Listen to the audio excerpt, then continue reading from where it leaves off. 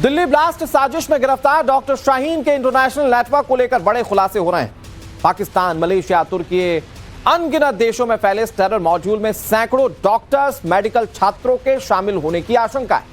हैरानी इस बात की कि आज से नहीं, ये बीते 4 साल से प्लानिंग की जा रही थी कि ब्लास्ट करवाएंगे, वो भी ऐसे।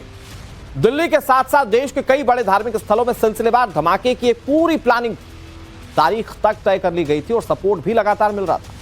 सपोर्ट मिल रहा था आतंकी संगठन जैश-ए-मोहम्मद का। डॉक्टर शाहीन के इस गेम प्लान में टेरर क्वीन का कनेक्शन क्या सामने आ रहा है, आपको दिखाते हैं।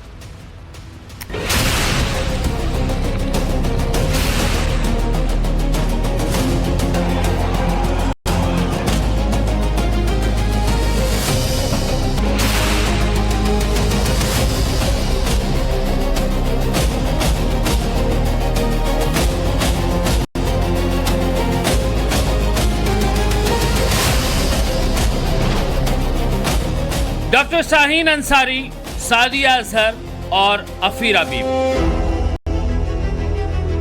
ये दिल्ली ब्लास्ट में आतंक का नया टेरर कनेक्शन है, जिसमें हिंदुस्तान की एक टेरर क्वीन शाहीन के साथ साथ पाकिस्तान की 2 और टेरर क्वीन के शामिल होने की साजिश का पर्दाफाश हुआ है। इसी 10 नवंबर को दिल्ली में हुए कार धमाके से पहले 14 फरवरी 2019 की तारीख याद होगी आपको, जब आतंकियों ने पुलवामा में जैश-ए-मोहम्मद के एक आत्मघाती हमलावर आदिल अहमद डार, जो कि एक स्थानीय कश्मीरी युवक था, उसने विस्फोटकों से लदी एक एसयूवी कार को केंद्रीय रिजर्व पुलिस बल यानी सीआरपीएफ के काफिले में टक्कर मार दी थी। तकरीबन 300 किलो आरडीएक्स से लदी इस कार में इतना भयानक विस्फोट हुआ कि सीआरपीएफ के 40 जवान शहीद हो गए थे। इस पुलवामा ब्लास्ट के तार भी दिल्ली ब्लास्ट से जुड़ रहे हैं और ये तार जोड़ रही है 28 साल की बुर्के वाली बेहद खतरनाक और मोस्ट वांटेड आफिरा बीबी। कौन है जानते हैं ये आफिरा बीबी कोई और नहीं, ये है पुलवामा हमले के मास्टरमाइंड मोहम्मद उमर फारूक उर्फ इद्रिस भाई उर्फ उमर फारूक अलवी की बीवी।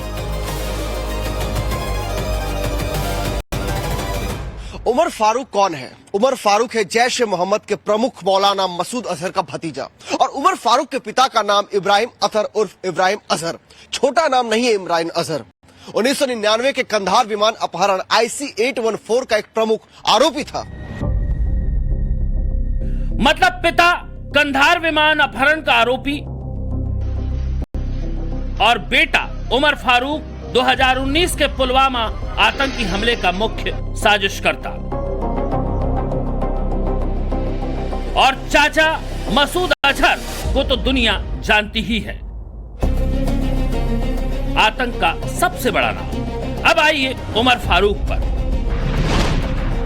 ये नामुराद पाकिस्तान से भारत में घुसपैठ कर जैश के स्थानीय कमांडर के तौर पर सक्रिय था, लेकिन पुलवामा हमले के इस मास्टरमाइंड को भारतीय सेना ने 29 मार्च 2019 को पुलवामा हमले के ठीक 1 महीने बाद श्रीनगर के दाचीगाम नेशनल पार्क के पास एनकाउंटर में ढेर कर दिया। इसके साथ एक दूसरा आतंकी कामरान भी मारा गया। मियां मारा गया तो बेगम आफिरा बीवी अकेली पड़ गई। मई 2025 में ऑपरेशन सिंदूर हो गया। भारत ने पहलगाम हमले के जवाब में ऐसी एयर स्ट्राइक की कि आतंक के आका मसूद अजहर के परिवार समेत कई रिश्तेदार मारे गए। उसी के बाद बदले की आग में जमातुल मोमिनात यानी आतंक की लेडी गैंग तैयार हुई। दिल्ली का धमाका इत्तेफाक नहीं, पूरी साजिश थी, क्योंकि दिल्ली धमाके से तकरीबन 15 दिन पहले ही जैश-ए-मोहम्मद के सरगना मौलाना मसूद अजहर ने जमात उल मोमिनात नाम से महिला विंग बनाई और इसकी कमान अपनी बहन सादिया अजहर को सौंपी थी, जिसका मुख्यालय बहावलपुर में है। और मसूद अजहर की बहन सादिया ही नहीं, अजहर की दूसरी बहन समैरा अजहर भी इस लेडी टेरर गैंग में शामिल है। साथ ही शामिल है मसूद की बहू यानी उमर फारूक की बीवी अकीरा बेगम। सादिया और अकीरा पाकिस्तान में है और इन्हीं के संपर्क में थी डॉक्टर शाहीन। तकरीबन 3000 किलो विस्फोटक को इकट्ठा करके देश में कार धमाकों की सीरीज का प्लान था। खुलासे कई तरह के हो रहे हैं, लेकिन तैयारी इसी साल 6 दिसंबर को लेकर थी। 6 दिसंबर 1992 को बाबरी विध्वंस का बदला इस देश के धार्मिक स्थलों को टारगेट करके लिया जाना था, जिसमें सबसे टॉप टारगेट पर अयोध्या थी, काशी थी और देश की राजधानी दिल्ली थी। आतंक की लेडी टेरर गैंग सादिया और अफीरा बीवी के साथ शाहीन की तिकड़ी बड़े मिशन में थी। वो तो फरीदाबाद मॉड्यूल का वक्त से पहले भंडाफोड़ हो गया। अल फलाह यूनिवर्सिटी से डॉक्टर मुजम्मिल की गिरफ्तारी, फिर सहारनपुर से डॉक्टर आदिल की गिरफ्तारी ने डॉक्टर गैंग के प्लान को प्री मैच्योर कंडीशन में ही क्रैक कर दिया। चूंकि 30 अक्टूबर को मुजम्मिल की गिरफ्तारी के बाद डॉक्टर उमर फरार हो चुका था, इधर जम्मू कश्मीर पुलिस मुजम्मिल का मुंह खुलवा रही थी और डॉक्टर उमर जल्दी अपने अड्डों से विस्फोटक अपनी I-20 कार में लाद कर पुलिस को चकमा देकर भागता फिर रहा था। लेकिन सहारनपुर से आदिल की निशानदेही ने विस्फोटक के अड्डे सामने ला दिए और डॉक्टर उमर को दिल्ली धमाकों को अंजाम देना पड़ गया।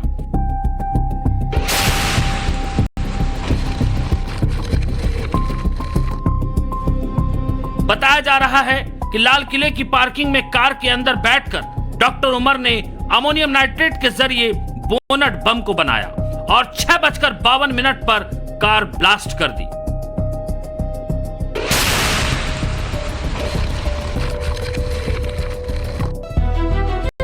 लेकिन प्लानिंग ये नहीं थी, प्लानिंग तो फुल प्रूफ थी, वो भी तारीख के साथ और धमाकों की संख्या और जगहों की निशानदेही के साथ। फरीदाबाद की अल फलाह यूनिवर्सिटी में मौजूद डॉक्टरों का एक गैंग धीरे धीरे फंडिंग भी जुटा रहा था, विस्फोटक भी जुटा रहा था और नेटवर्क भी तैयार कर रहा था। डॉक्टर शाहीन को जैश से हर वो मदद मिल रही थी जो इस बड़ी प्लानिंग के लिए जरूरी थी। डॉक्टर शाहीन 3 मोर्चों पर एक साथ काम कर रही थी। पहला मोर्चा धमाकों के लिए रिक्रूटमेंट। इसके लिए यूपी में काम करने वाले 30 से 40 डॉक्टरों को डॉक्टर शाहीन अपने नेटवर्क से जोड़ने की कोशिश कर रही थी। न सिर्फ यूपी, देश के दूसरे राज्यों में भी इसने अपना जाल फैला रखा था। जांच में उत्तराखंड का कनेक्शन भी सामने आया है। दूसरा मोर्चा धमाकों के लिए ट्रेनिंग सेंटर। सादिया और अफीरा बीवी से संपर्क में रही डॉक्टर शाहीन सहारनपुर और हापुड़ में मिनी रिक्रूट कमांड सेंटर के लिए बीते 6 महीने से कोई ऐसी जगह ढूंढ रही थी जो शहर से थोड़ा बाहरी इलाके में हो और वहां लोगों की गतिविधियां कम हो, ताकि वो सेंटर के अंदर आतंक की ट्रेनिंग दे सके। इस प्लानिंग में इतनी शिद्दत से लगी थी शाहीन कि उसने इसके लिए मौजूदा समय में चल रही कुछ संस्थाओं से संपर्क भी किया था। तीसरा मोर्चा स्लीपर सेल को एक्टिव करना। जिन जिन जगहों पर ब्लास्ट की प्लानिंग थी, वहां की स्लीपर सेल को एक्टिव करने में जुट गई थी डॉक्टर शाहीन। पूछताछ में सूत्रों के हवाले से खबर ये सामने आई कि अयोध्या सबसे पहले निशाने पर था, लिहाजा डॉक्टर शाहीन ने इस मिशन की कमान खुद संभाल रखी थी और अयोध्या में अपनी स्लीपर सेल को एक्टिव करना शुरू कर दिया था। पुलवामा की रहने वाली 28 साल की अफीरा बीवी पिछले 6 साल से पाकिस्तान के बहावलपुर में रह रही है और सादिया अजहर के नेतृत्व में जमात उल मोमिनात की सलाहकार परिषद शूरा में एक्टिवली पार्टिसिपेट कर रही थी। पुलवामा की होने की वजह से अफीरा बीवी का नेटवर्क इंडिया में मजबूत रहा है और इसी वजह से अफीरा बीवी डॉक्टर शाहीन को इस खेल में जैश का सपोर्ट दिलाने और बड़ी जिम्मेदारी देने में कामयाब भी रही। डॉक्टर शाहीन को जमात उल मोमिनात की इंडिया ब्रांच खोलने और आतंकवादी गतिविधियों के लिए कट्टरपंथी महिलाओं की भर्ती करने का काम सौंपा गया था, लेकिन डॉक्टर शाहीन उम्मीद से ज्यादा बड़ी परफॉर्मर निकली। Doctor Muzammil, doctor Adil, doctor Parvez, जो कि डॉक्टर शाहीन का सगा छोटा भाई है, उसे भी डॉक्टर शाहीन ने आतंक की राह पर काफी आगे तक ला खड़ा किया। 46 साल की डॉक्टर शाहीन बेहद तेज दिमाग है। लखनऊ के सरकारी मेडिकल कॉलेज से MBBS और MD फार्माकोलॉजी करने वाली डॉक्टर शाहीन ने UP PSC क्लियर कर कानपुर के मेडिकल कॉलेज में 2006 से 2013 तक असिस्टेंट प्रोफेसर की नौकरी भी की, लेकिन 7 साल तक नौकरी करने के बाद इसने अचानक नौकरी छोड़ दी, वो भी बिन बताए। छोटा भाई परवेज अंसारी, जो कि लखनऊ की इंटीग्रल यूनिवर्सिटी के मेडिकल विभाग में असिस्टेंट प्रोफेसर था, उसे भी इस शाहीन ने रेडिकलाइज कर दिया। सोचिए कितनी खतरनाक होगी ये डॉक्टर शाहीन, जो भाई को रेडिकलाइज कर सकती है, तो फिर इसने जाने कितने लोगों को आतंक की राह पर ला खड़ा किया होगा। जांच जारी है। सादिया और अफीरा के इशारों पर भारत में नापाक साजिश रचने वाली शाहीन का सारा जहर उतारा जाएगा। ब्यूरो रिपोर्ट, टाइम्स नाउ, नव भारत। फिदायीन आतंकी डॉक्टर उमर के दिमाग में तब क्या चल रहा होगा जब वो बारूद से भरी कार को लेकर लाल किले के ठीक सामने पहुंचा।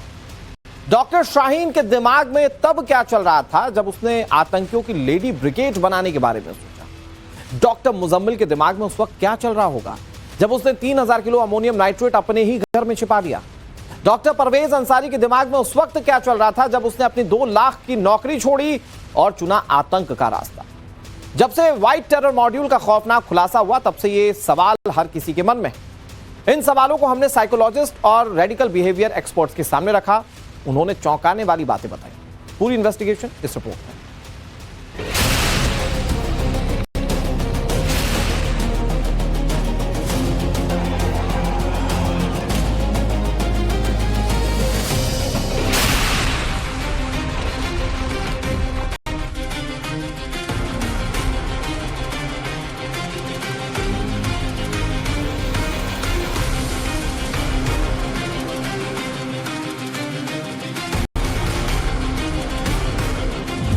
Doctor Muzammil, doctor Shaheen Saeed, doctor Umar Nabi, doctor Adeel Ahmad, doctor Sajid Malla, doctor Asmat, doctor Muzaffar, doctor Farooq, doctor Parvez Ansari, doctor Nisar ul Hasan, doctor Mohammad Arif. ये सारे वो चेहरे हैं जो सफेद कोट की आड़ में आतंक का ऐसा नेटवर्क चला रहे थे जिसकी सच्चाई परत दर परत जांच एजेंसीज खोल रही हैं। ये वो डॉक्टर्स हैं जो मेडिसिन के रिसर्च पेपर्स के नीचे कट्टरपंथ की किताब पढ़ रहे थे। यह आतंक की वो तस्वीर है जिसने पहले दिल्ली बम धमाके में 13 लोगों की जान ले ली और कल देर रात नौगांव में इन्वेस्टिगेशन कर रही 9 लोगों की जान भी ले ली। लेकिन आखिरकार यह सब कैसे हुआ?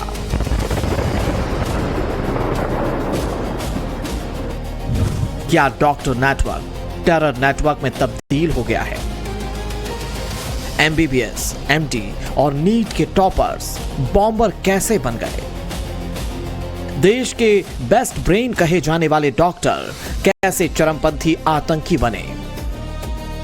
दिन में लोगों का ट्रीटमेंट करने वाले रात को फिदायीन में कैसे तब्दील हो गए? और तीसरी चौथी की पढ़ाई किए मौलवी मौलाना ने कैसे इनका ब्रेन वॉश किया? क्योंकि अब तक जो जानकारी सामने आई उसके मुताबिक यह प्लान मकड़जाल की तरह है, जिसके तार इस तरह उलझे हुए हैं कि जांच एजेंसीज बीते करीब 1 महीने से इसकी तह तक पहुंचने की कोशिश कर रही है। कौन किसका रिक्रूटर है, कौन हैंडलर है, कौन मोहरा, कौन सरगना, कौन किसके इशारे पर काम कर रहा था और कौन आतंक का यह पपेट शो चला रहा था, यह पूरी जांच की जा रही है।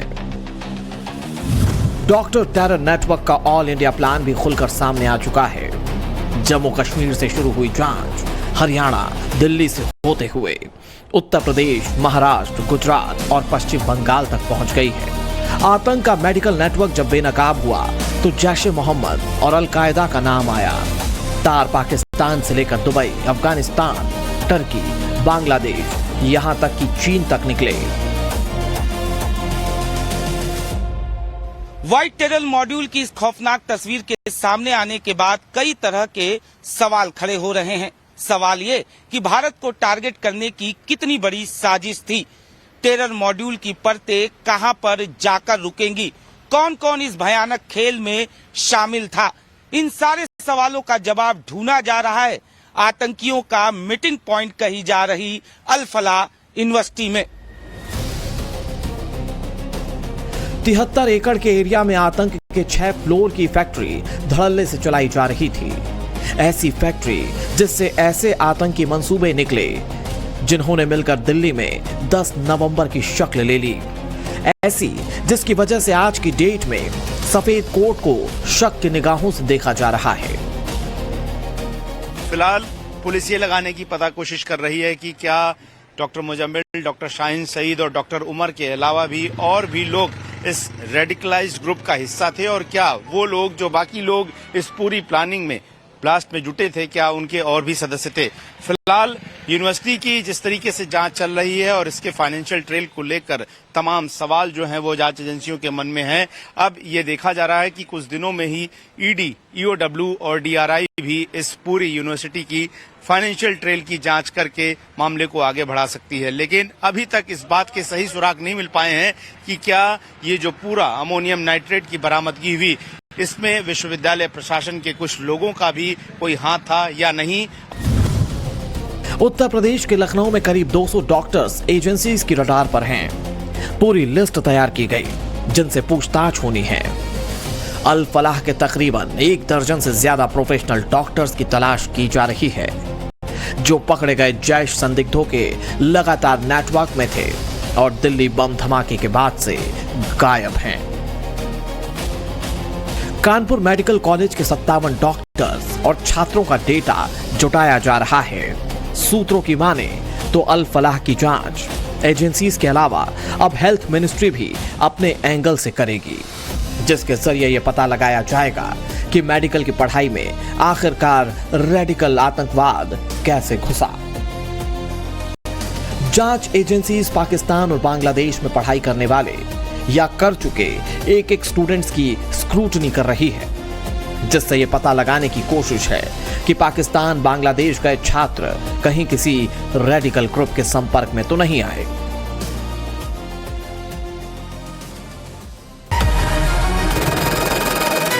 डार्क वेब की तरह यह डार्क टेरर नेटवर्क काम कर रहा है। मौलाना मौलवियों और इमामों से लेकर आतंकियों के मददगार, उनके रिश्तेदार तक इससे जुड़े हुए हैं। डॉक्टर प्रोफेसर की एलीट जॉब करने वाले कट्टरपंथ के रास्ते पर खुद तो गए ही हैं, इनके रिश्तेदार भी इनके साथ ही टेरर की राह पर चल निकले हैं। आतंकी डॉक्टर शाहीन सईद ने अपने छोटे भाई परवेज का पहले ब्रेन वॉश किया। क्लीन शेव रखकर पैंट शर्ट पहनने वाला परवेज कट्टरपंथी बनने के बाद लंबी दाढ़ी, कुर्ता पायजामा और टोपी पहनने लगा। डॉक्टर परवेज इंटीग्रल यूनिवर्सिटी में प्रोफेसर था, जिसे हर महीने 1,70,000 सैलरी मिलती थी। लेकिन शाहीन अपने भाई डॉक्टर परवेज को आतंकी संगठनों से पहले संपर्क कराती है। फिर डॉक्टर परवेज ने अपनी बहन शाहीन की मदद करना शुरू कर दी। शाहीन की कार से AK-47 और पिस्टल बरामद होने के बाद उसका इस पूरे मॉड्यूल से कनेक्शन सामने आया। शाहीन पाकिस्तान और तुर्की के हैंडलर्स के डायरेक्ट कांटेक्ट में थी। कहा जा रहा है कि इन्हीं हैंडलर्स के इशारे पर शाहीन आतंक के नेटवर्क में अहम रोल अदा कर रही थी। टेरर मॉड्यूल के दूसरे अहम चेहरे डॉक्टर मुजम्मिल की बहन डॉक्टर अस्मत को भी हिरासत में ले लिया गया है। डॉक्टर अस्मत MBBS की पढ़ाई करने बांग्लादेश गई थी। जांच एजेंसीज को शक है कि डॉक्टर अस्मत ने भी अपने भाई की मदद की। मुजम्मिल तक पुलिस जिस आतंकी डॉक्टर अदील अहमद राठेर के जरिए पहुंची थी, उसके भाई डॉक्टर मुजफ्फर को भी दिल्ली कार ब्लास्ट मामले में जम्मू कश्मीर पुलिस तलाश रही है। आशंका है कि मुजफ्फर अफगानिस्तान भाग चुका है, इसीलिए अब जम्मू कश्मीर पुलिस डॉक्टर मुजफ्फर की गिरफ्तारी के लिए इंटरपोल की मदद ले रही है। बताया जा रहा है कि डॉक्टर मुजफ्फर ही इस पूरे मॉड्यूल को ऑपरेट कर रहा था। फरीदाबाद मॉड्यूल और पाकिस्तानी हैंडलर्स के बीच की कड़ी यही डॉक्टर मुजफ्फर है। शक यह है कि इस वक्त अफगानिस्तान से ये इसे सीधे ऑपरेट कर रहा है। ये कश्मीर में जैश के हैंडलर उकाशा के डायरेक्ट कांटेक्ट में था। 2022 में मुजफ्फर अपने भाई अदील के साथ तुर्की भी गया था। ये सब कुछ नाक के नीचे चल रहा था, पर डॉक्टर्स के परिवार वालों का कहना है कि उन्हें कुछ नहीं पता चला। अब इस बात में कितनी सच्चाई है, ये जांच का विषय है। क्या परिवार को सचमुच पता नहीं चला कि उनके घर के बंद कमरे में क्या चल रहा था, या फिर वो आंखों पर पट्टी बांधकर बैठे हुए थे? फ्राइडे के दिन हमने उसके साथ रब्ता किया। उसने वहीं से फ़ोन किया, बोला मैं ठीक हूँ। मैंने बोला घर आ जाओ। उसने बोला 3 दिन के बाद मैंने आपको बोला है कि मुझे एग्ज़ाम है, मैं लाइब्रेरी में पढ़ने जाऊँगा। तो मैंने कहा कि नहीं, आप घर आ जाओ, आपको कोई ढूंढता है। हमें किसी ने फ़ोन किया, कहा कि हमें रेड पड़ी है यहाँ। उसके ससुराल वालों ने हमें फ़ोन किया था कि हमें रेड पड़ी है।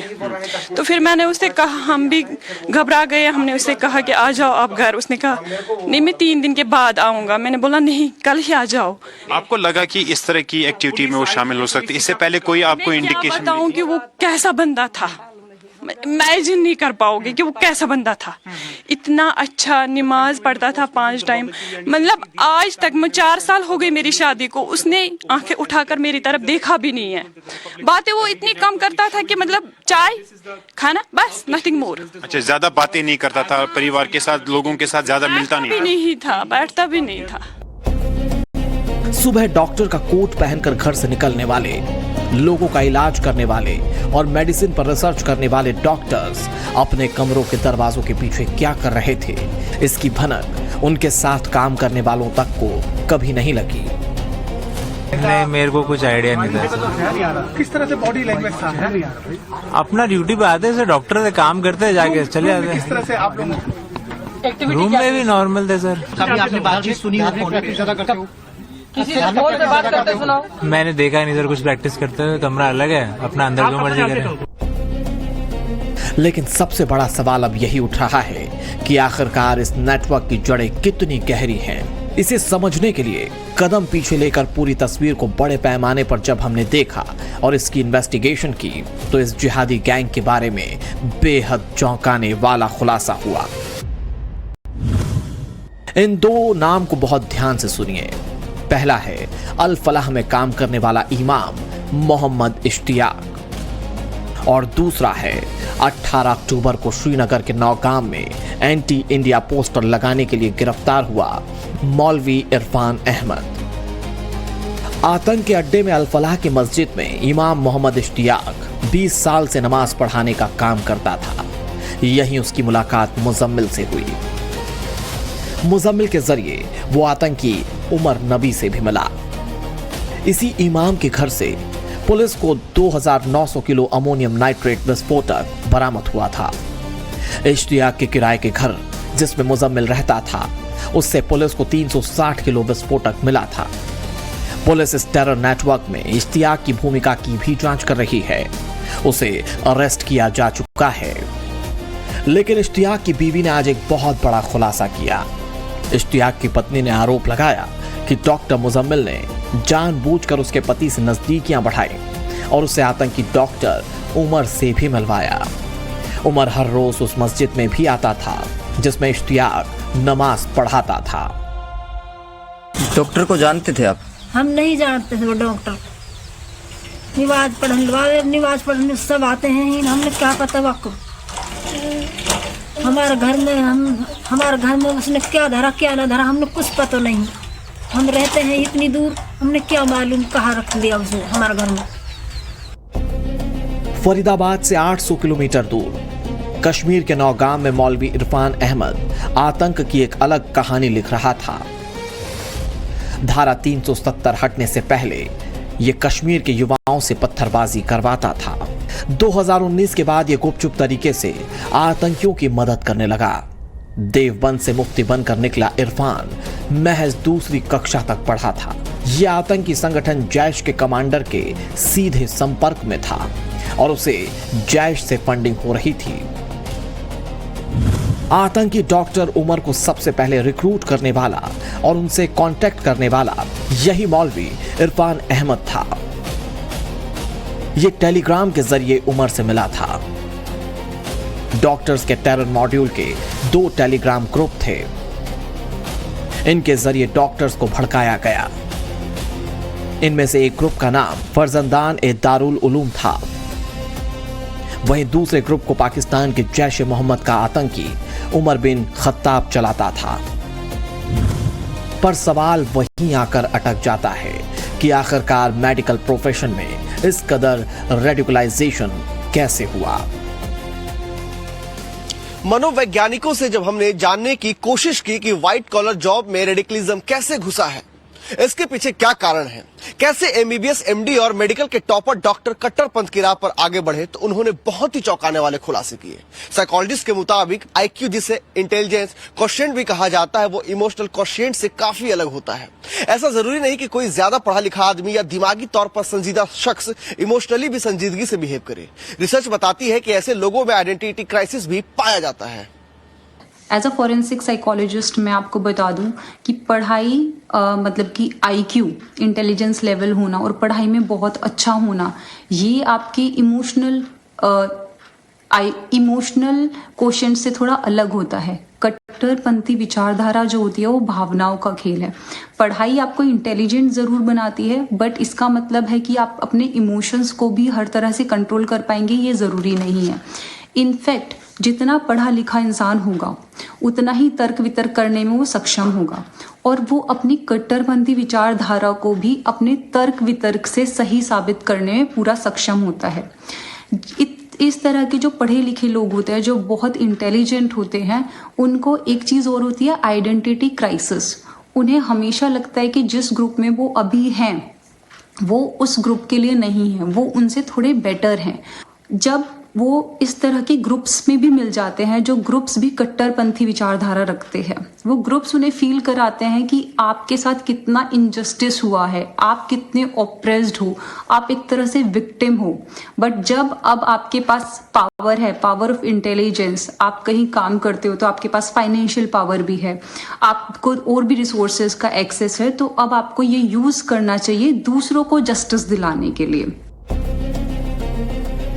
अब तक आम सोच यही थी कि पढ़ाई लिखाई से इंसान का दिमाग खुलता है, उसके सोचने समझने की ताकत बढ़ जाती है, सही गलत का फर्क क्लियर हो जाता है, और कम पढ़े लिखे या मदरसे जैसी जगहों में पढ़े लिखे गरीब लोग कट्टरता के रास्ते पर चले जाते हैं।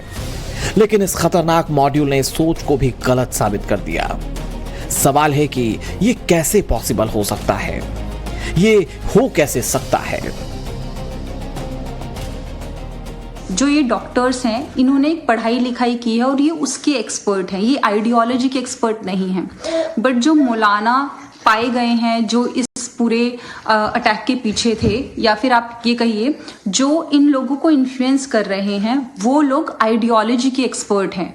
वो शायद स्कूल नहीं गए हैं, पढ़ाई नहीं की है, बट जिस आइडियोलॉजी को वो फॉलो करते हैं वो उसके एक्सपर्ट हैं, और वो वही आइडियोलॉजी के तहत डॉक्टर्स या दूसरे लोग जो उनके ग्रुप में जाके शामिल होते हैं, सबसे पहले वो उन्हें एक आइडेंटिटी देते हैं। दूसरा, जिस लाइफ पर्पस को वो ढूंढ रहे थे वो उनको उस लाइफ पर्पस से मिलाते हैं कि आपका मिशन है कि आपको अब जस्टिस दिलाना है दूसरों को।